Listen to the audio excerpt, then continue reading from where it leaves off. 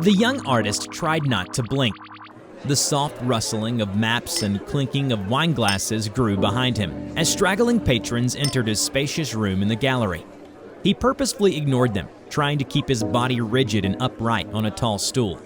Next to him, an artist's table was laid out chock full of supplies: brushes, chisels, cans of spray paint, as well as tubs of oil paint. The well-dressed patrons were being ushered in by the stern museum guards, who politely reminded them to be courteous and respectful. Tensing his body as if he too were a sculpture, the artist kept his back and neck straight, staring intently at the sculpture in front of him. He looked down at the clear floor for a moment. He could see it, the final stage of his performance. The floor would be stained by streaks of paint that signaled the climax of his project. He then stared ahead, hoping to remain as emotionless as possible. Stealing a glance at the audience, he had hoped that no one saw his sliver of doubt. Then the doors quietly closed as the last of the guests entered. It was time. The artist closed his eyes. Hello everybody, I'm TheRubber. Today, we bring you a tale from the SCP Foundation. The artist sat in the middle of his gallery room, surrounded by works he had created. Paintings of still life, portraits of himself in various depictions, portraits of clients whom he thought were attractive, sculptures, etc. Most of them were abstract in nature. The artist believed that an abstract representation is always more exciting than any old conventional, concrete form. Yet, he quickly found his collection to be looking increasingly stale, some of which he couldn't even bear to look at for more than a second. The art he had created had lost its luster. They all felt stagnant. The artist could no longer derive any meaning from his art. Is this it? He thought. Is this all I'm capable of? Some lifeless statues and paintings? For a moment, he found no answers to his question. It troubled his mind greatly. The artist got up and started pacing around. He stopped at a huge block of concrete that he picked up somewhere in the city. It was an oval-shaped concrete mass with rough edges, almost one head taller than him. An insignificant block of concrete, if not ugly. Yet there was something about it that attracted him.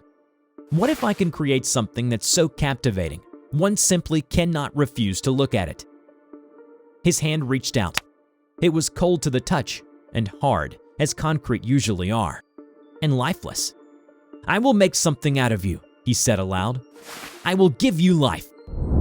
A week later, the artist began a series of performances at a gallery. It was an art show that would go on for weeks. The artist called it a depiction of human thoughts, from life to death. For weeks, he had been sculpting a statue using the concrete. The first few performances were uneventful. The patrons would watch the artist work as he slowly transformed the shapeless concrete into a vaguely humanoid form.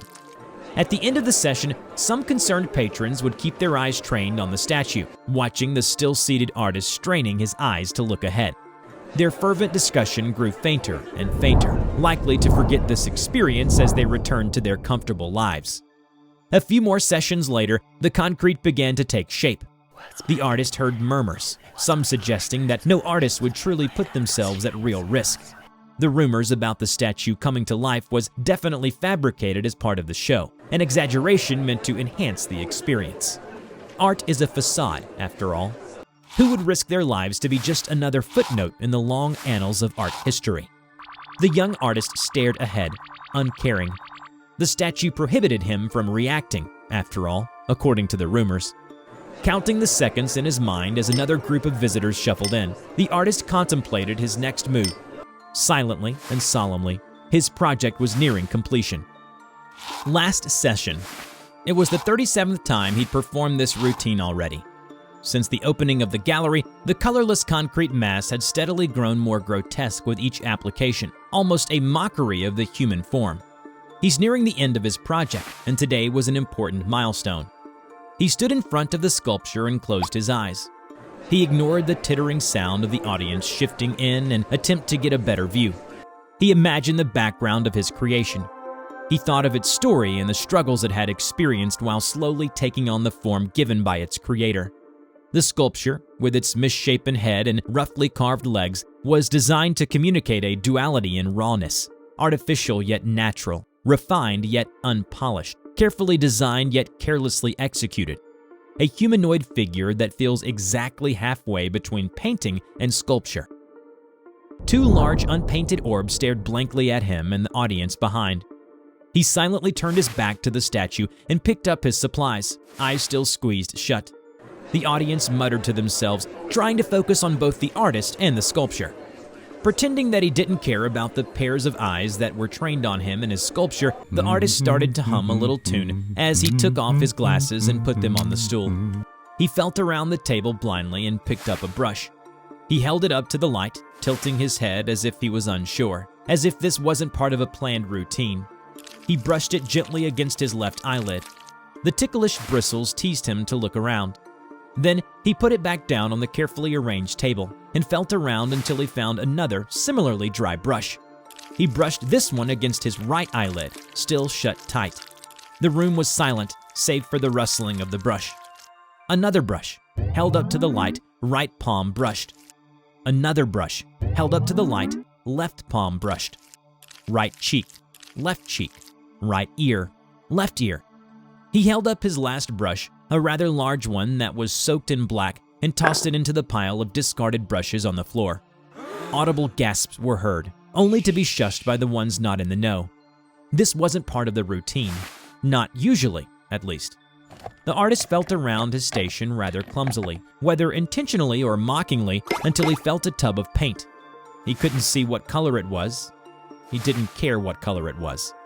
His back was turned to the half-painted sculpture the whole time. Dozens of eyes remained locked on the duo, wanting to look at the artist, at the same time not daring to look away from the sculpture.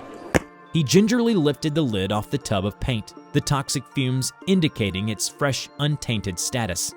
He turned back around to face the statue, then slowly advanced towards it. Walking up to face the tall statue, he dipped his left hand into the tub of paint. He smeared it all over the orb-like eyes on sculpture's face. He gently felt around the sculpture, then attempted to apply paint to it in a generous and fair manner. The artist took another deep breath. The next step of the routine was the easiest, but also the most dangerous. His eyes still firmly shut, he lifted up the tub of paint and poured it all over himself. Some of the paint splashed onto the audience. A few shrieks were heard, with a loud complaint of stained boots. The artist didn't care which rich donor's fur coat got ruined. The museum could pay for the damage later anyways. The paint segment broke the tense atmosphere in the air. Many audience members looked away to address their clothing situation, assessing the damage and momentarily forgetting the performance. They were unaware of how grateful they should be to the small handful that remained mesmerized by the performance. Perhaps they believed in the rumor about this statue. An incredulous and outlandish rumor it was, and yet they wished not be the ones to debunk it. The artist opened his eyes. The statue did not move. It towered over him, its stubby arms outstretched. He embraced the statue from below, just as the statue looked to embrace the artist from above. The green eyes looked nice. Still staring at the statue, the artist got up and walked backwards slowly.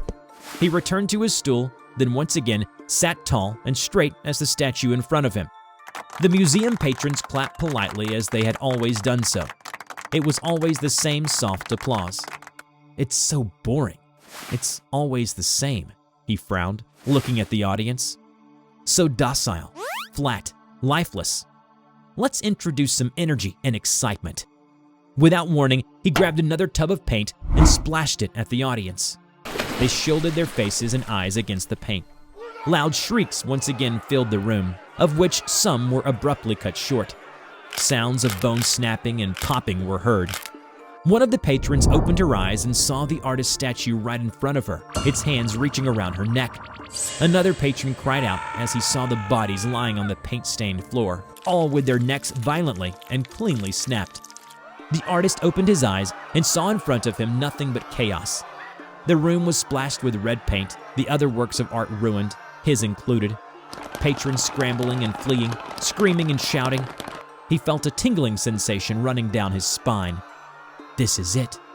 The artist couldn't help but smile, eventually bursting into laughter. This was what he needed, a perfect performance that encapsulated the chaotic nature of life in the universe. The artist saw his statue standing still in the midst of chaos, So he closed his eyes again, and the sounds of pop, snap, and crackle resumed once more. Then it was silence. He opened his eyes and saw his creation right in front of him, arms reaching for his neck. The artist moved closer into the statue's embrace. He reached to touch its face. It felt like concrete, all right. Yet within this cold, hard shell lived a soul that would demand the attention and admiration from people, for their lives would be forfeited otherwise. What a beauty you are. Too bad nobody will be able to see you come alive. I suspect I won't have the pleasure too. Such a shame. The artist stared straight into the statue's eyes, visualizing his last moments with his creation. He knew that as soon as he blinked, his greatest ambition would be completed. His final masterpiece would come alive. He smiled and closed his eyes. With a snap, the curtains closed on the artist's final project. His legacy would live on through his statue, and no one will be able to move their gaze away from it. Then John heard the worst sound any human being had ever heard, a sneeze, coming from 6 inches behind his head. For a second, John remembered an episode of Mythbusters he had seen before being arrested, before coming here, where they tested to see if someone could sneeze with his eyes open. And yep, he never saw the end. There was a sick, wet thud, a horrible ripping sound, and a scream that ended too quickly. John didn't even have a chance to turn around and look over. Hello everybody, I'm TheRubber. Today, we bring you a SCP Foundation Euclid class object, SCP-173. SCP-173 is animate and extremely hostile. It moved to the SCP Foundation in 1993, but its origins are unknown to this day. SCP-173 is constructed from concrete and rebar with traces of Krylon brand spray paint. SCP-173 is completely still while in an organism's field of vision, only moving when it isn't being watched, even if the observer simply blinks or barely looks off the object. Just when the observer blinks, SCP-173 will make a grindstone sound and move forward a short distance quickly. Despite the fact that it is a statue, SCP-173 can move fast enough to travel several feet in the time it takes for the human eye to reopen after blinking. It can literally move faster than the blink of an eye. It will advance towards its target until it is in range, then snaps its victim's neck. Object is reported to attack by snapping the neck at the base of the skull, or by strangulation. SCP-173 is apparently strong enough to snap the neck of a fully grown man almost instantly, although exactly how it does this is unknown. However, the creature is rendered completely immobile for as long as it's in an organism's sight. Therefore, personnel assigned to enter container are instructed to alert one another before blinking. Personnel report sounds of scraping stone originating from within the container when no one is present inside. However, this is considered normal. The reddish-brown substance on the floor is a combination of feces and blood, but so far, the source of these materials is still unknown. And due to the increasing amount of reddish-brown material, its enclosure must be cleaned on a bi-weekly basis. Being constructed of concrete and rebar, SCP-173 is incredibly durable, able to hold itself in a fight against SCP-682. SCP-682 is a massive reptilian beast with almost unlimited regenerative powers that is widely considered the most adaptive and durable SCP the Foundation contains. If you want to know more about SCP-682, you can click on this video in the upper right corner. Back to 173. So the Foundation personnel arranged a battle with 682 in order to test the durability of 173. And from that day on, it inspires great fear in 682. Because SCP-173 is an extremely dangerous object, hence is to be kept in a locked container at all times. When personnel must enter SCP-173's container, no fewer than 3 may enter at any time, and the door is to be relocked behind them. At all times, 2 persons must maintain direct eye contact with SCP-173 until all personnel have vacated and relocked the container. And now, probably the scariest thing is that 173 seems to have started its reproduction. Here's one of the recordings of personnel's in 173's containment. "What are you looking at?" John Avery, presently known as D5933, shouted at the other D-Class personnel in the cell. "SCP-173, what are you looking at?" came the reply. This worried John, as he was staring intently at SCP-173, and the other D-Class personnel was standing behind John, facing the other direction. Then, John heard the worst sound any human being had ever heard, a sneeze. coming from 6 inches behind his head. For a second, John remembered an episode of Mythbusters he had seen before being arrested, before coming here, where they tested to see if someone could sneeze with his eyes open. And yep, he never saw the end.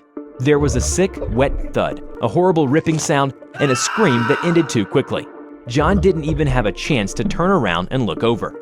From SCP-173's Addendum 1, it was written that SCP-173 appeared to multiply, producing 2 identical copies. 2 D-Class personnel were killed. It is unknown how this process occurred.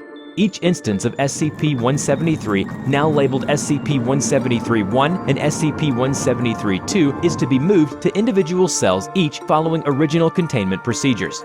In Addendum 2, it was noted down that a second multiplication event occurred. SCP-173-1 through 4 are to be each contained as per original containment procedures. Objects reclassed as Keter.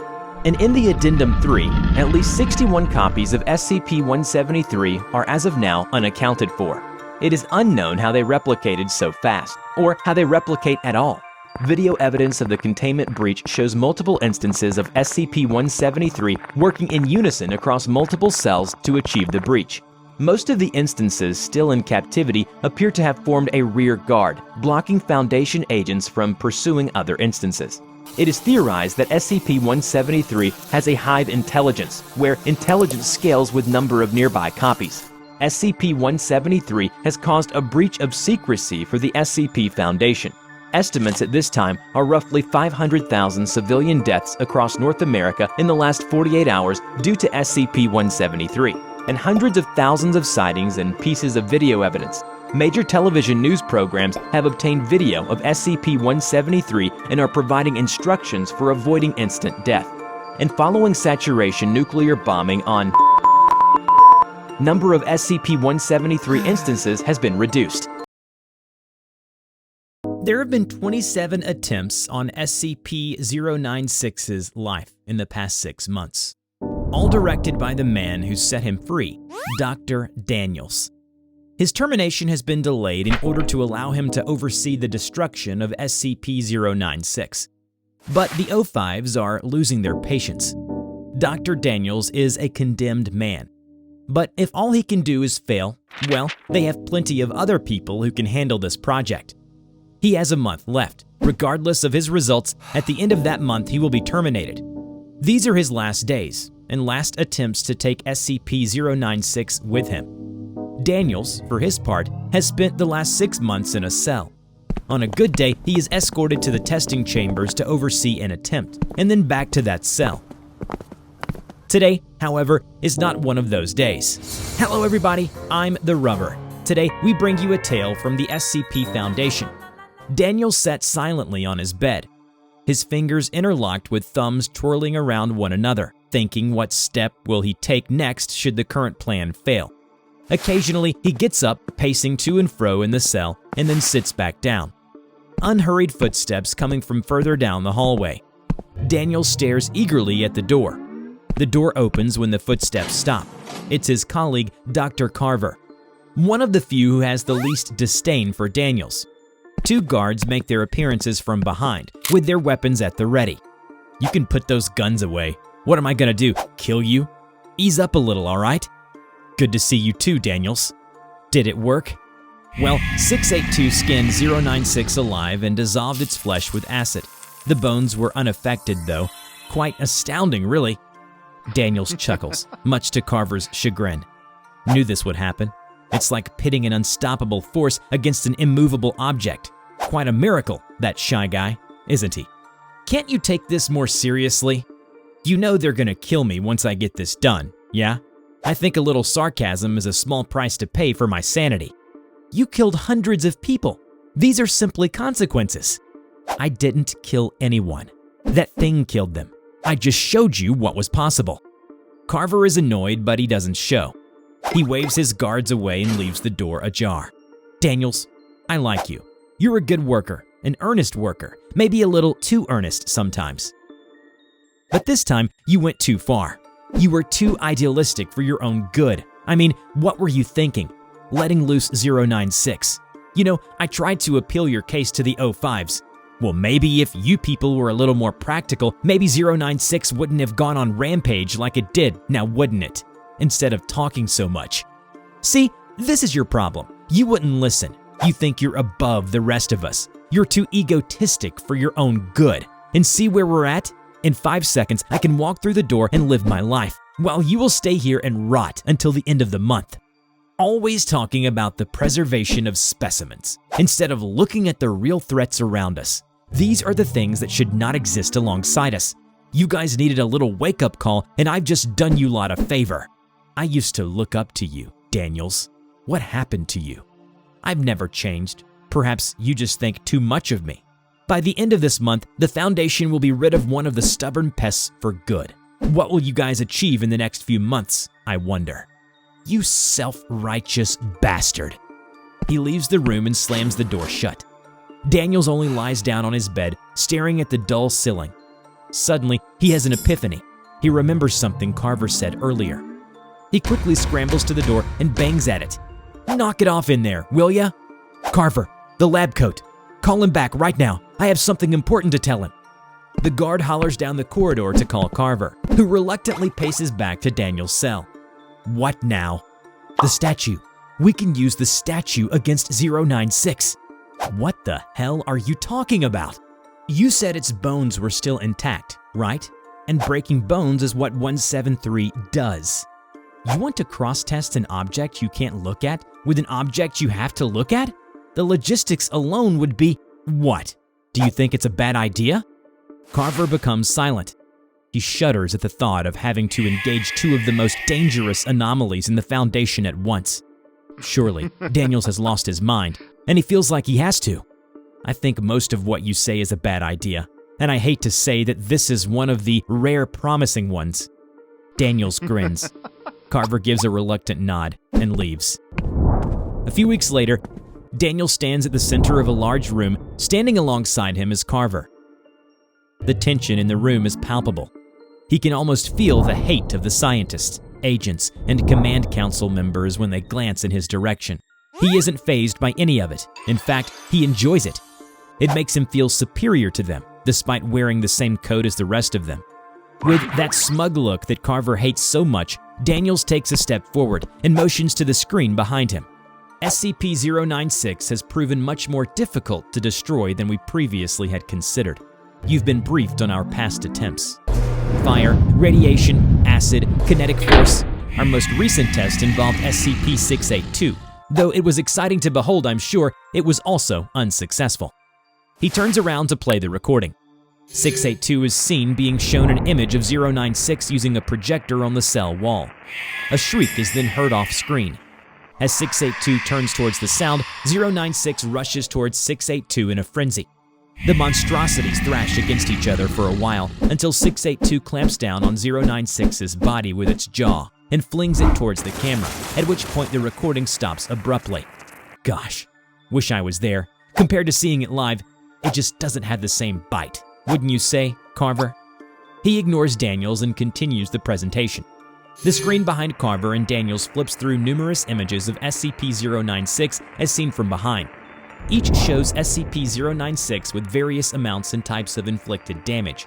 Burns of various degrees, corroded flesh, bruised or even body parts that appear hollow.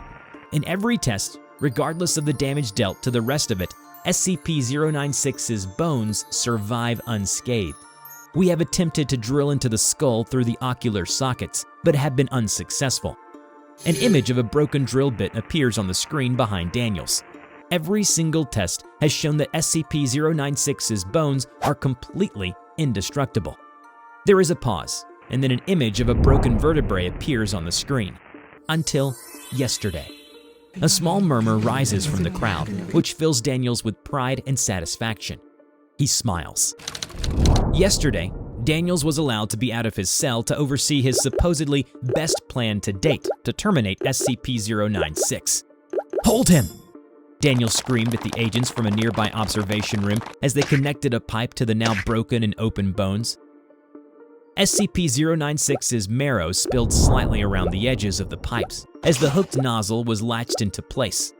SCP-096 screamed and flailed as the pipe began to pump hydrofluoric acid directly into both the body and brain cavity of the monster. Acid bubbled out of the creature's mouth, and the bag they'd placed on its head smoked before dissolving away completely. The thing's face, at once terrifying and pained, was melting away before their eyes. The agent's attempts to keep it pinned down now failed completely. It reached its hands up to cover its melting face, a face they had all just looked at.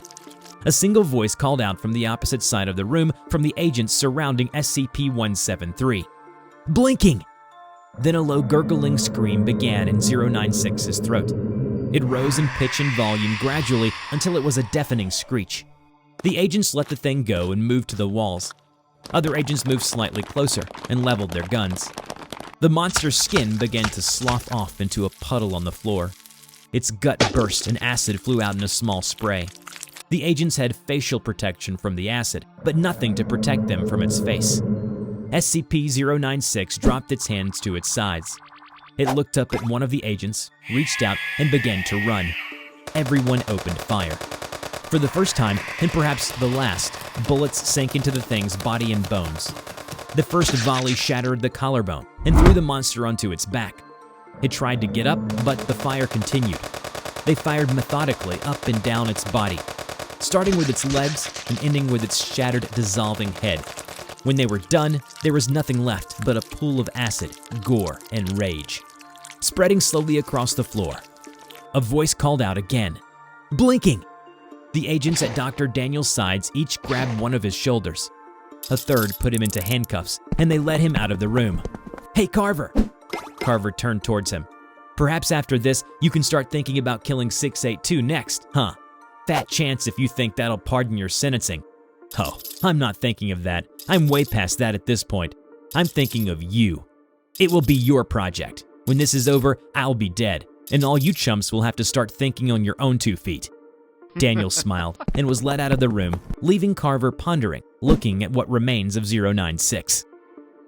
SCP-173 was exposed to SCP-096 and successfully broke its spine into 2 pieces between the 4th and 5th vertebrae. The image of a hole ripped into the side of a metal wall appears on the screen behind Dr. Daniels. Of course, after 5 hours of having its neck snapped, things went a little sideways, but recovery was accomplished fairly quickly, and you are now 1 step closer to being able to punish me. Congratulations. He bows. No one laughs.